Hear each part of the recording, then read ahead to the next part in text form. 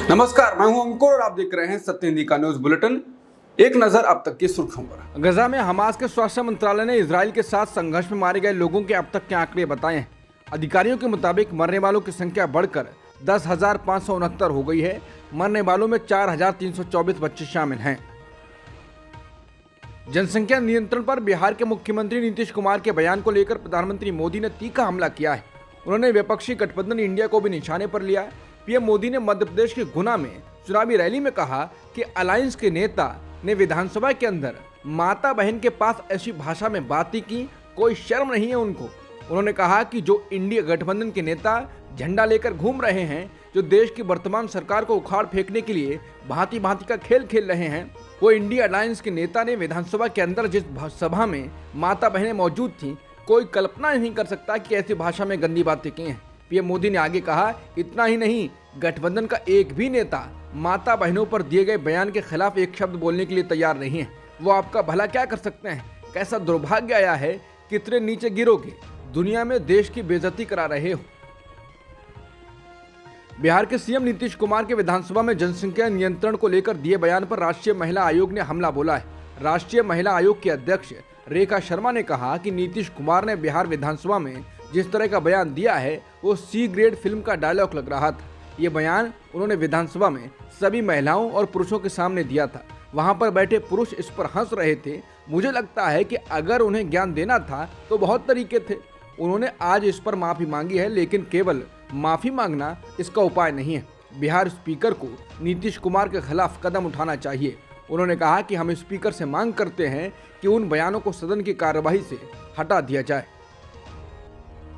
राष्ट्रीय महिला आयोग के अध्यक्ष रेखा शर्मा के नीतीश कुमार के बयान पर निशाना साधने के बाद ऑल्ट न्यूज के फैक्ट चेकर मोहम्मद जुबैर ने रेखा शर्मा के पुराने ट्वीट निकालकर दिखाया है, जिसमें वो महिलाओं के बारे में खुद बहुत भद्दी बातें कर रही हैं।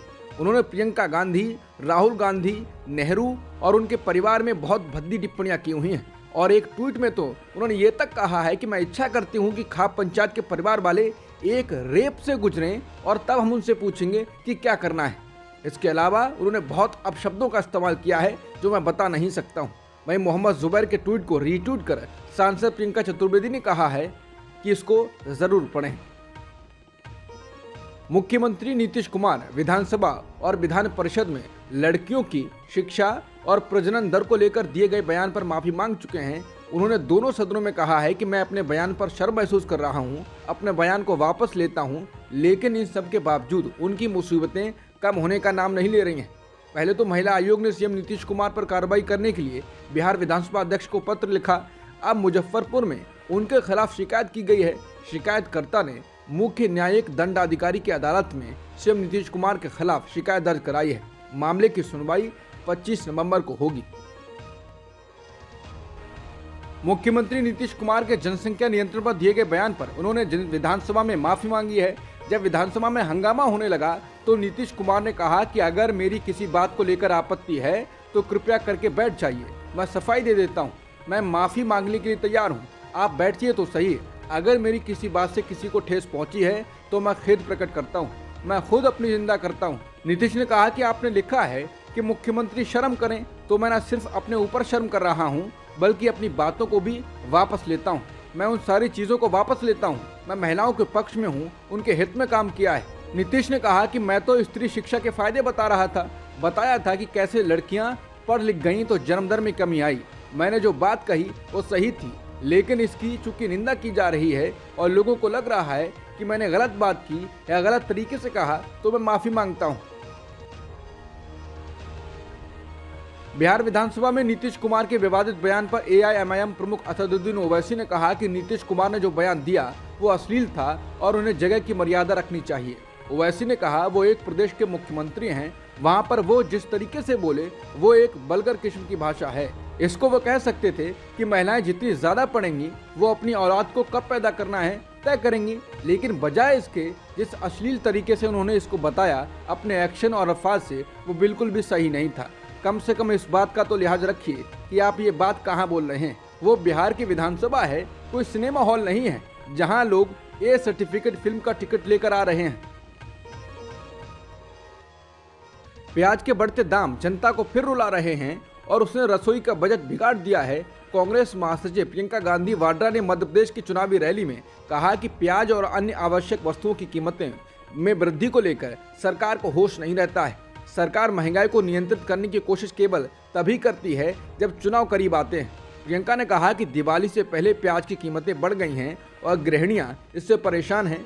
एलपीजी सिलेंडर की कीमत 1400 रुपए तक पहुंच गई है और चुनाव से 2 महीने पहले सरकार ने इसकी कीमतें कुछ कम कर दी हैं।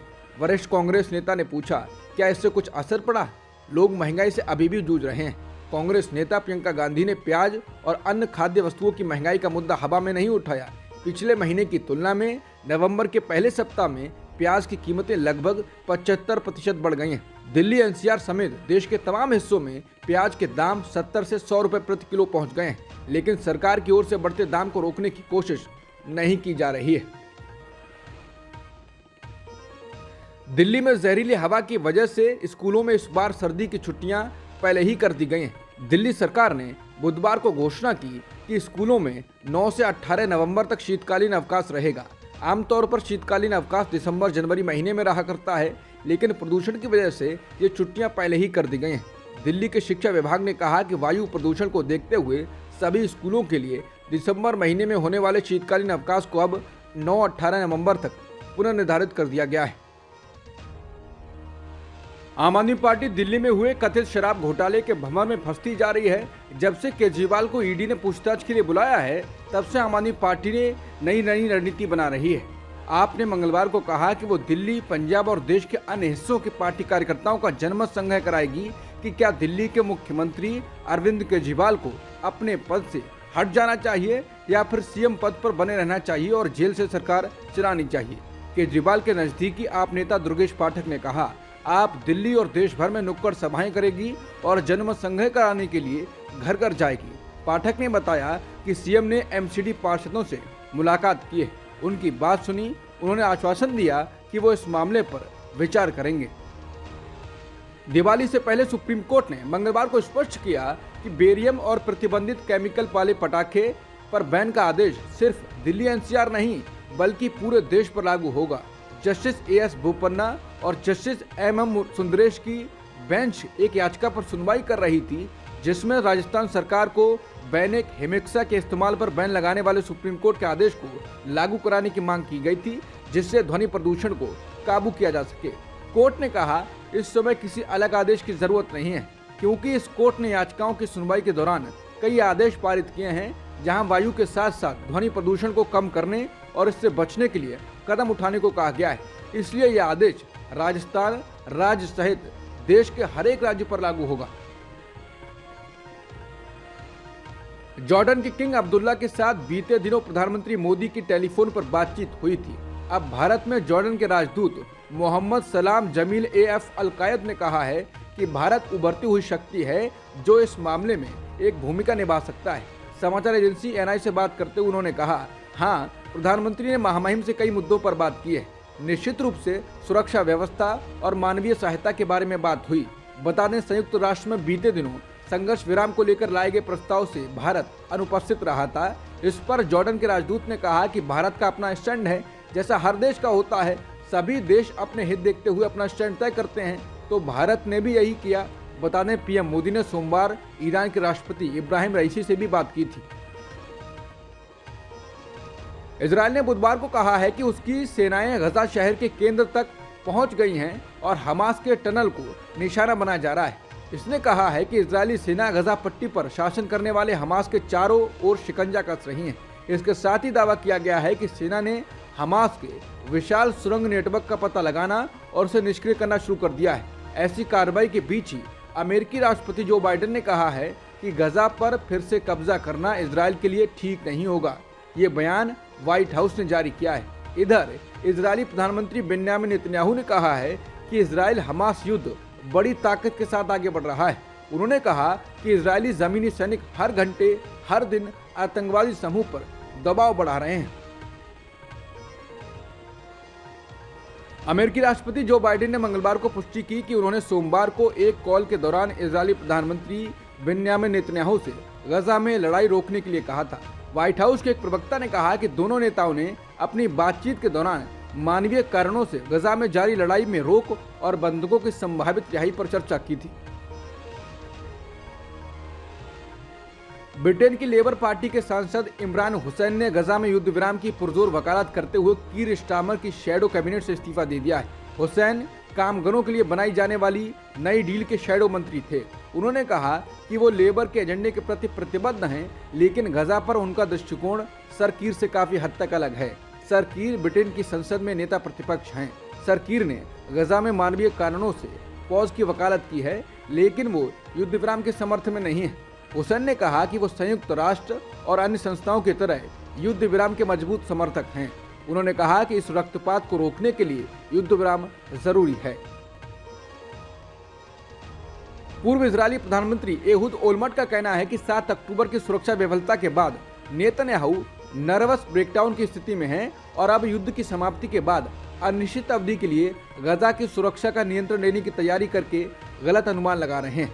उन्होंने कहा कि नेतन्याहू सिकुड़ गए हैं, वो भावनात्मक रूप से नष्ट हो गए हैं, ये निश्चित है। इसके साथ ही उन्होंने कहा कि प्रधानमंत्री अब इजरायल के लिए खतरा बन गए हैं। अब तक की सुर्खियों में इतना ही। बाकी खबरों के लिए बने रहिए सत्यहिंदी.com के साथ।